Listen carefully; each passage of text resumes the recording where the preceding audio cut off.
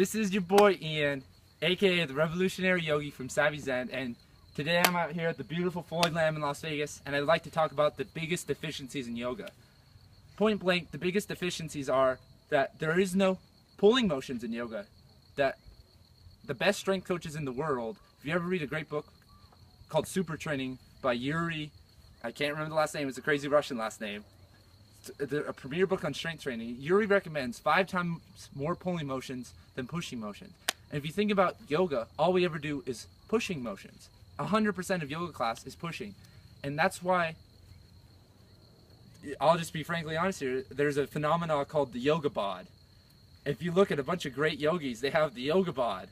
And I don't understand how someone can work out 90 minutes 6 times a week and not be ripped.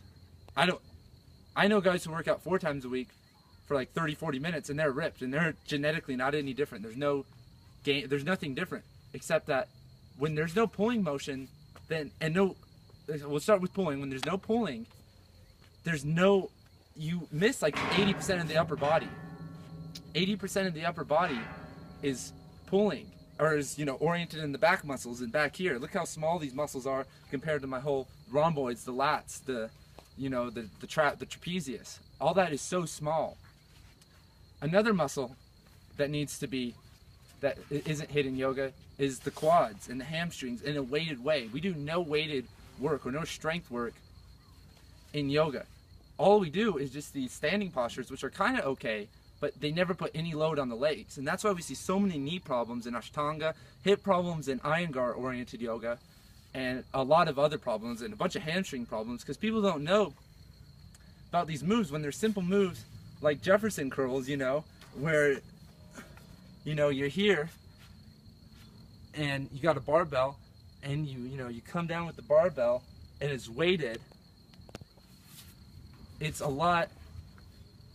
actually builds strength in the hamstrings. Hypermobility is such a big problem in yoga, and it causes so many deficiencies. I see it everywhere. The third big deficiency, so we've named 2. No pulling motions, no weighted leg work. The third big deficiency is in the grip strength. There's no gripping in yoga.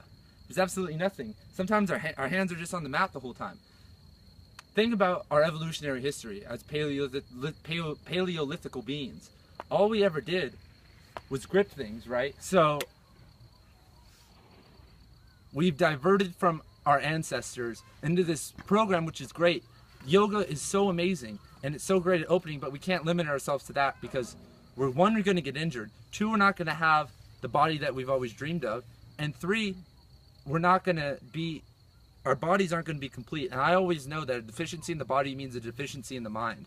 And if we don't address huge things like our legs, our grip, and our back, we're not going to be able to take the load of emotional issues as well. I see yogis who are so emotional and they really break down at big issues and they don't fight. There's no revolution in yoga. They don't take action in the real world because they can't bear that weight on their shoulders. That means just more than, that's just not a metaphor, right? They literally, emotionally and physically can't bear weight. This all ties together, and these deficiencies in yoga are what's going to make or break a yogi and our whole community.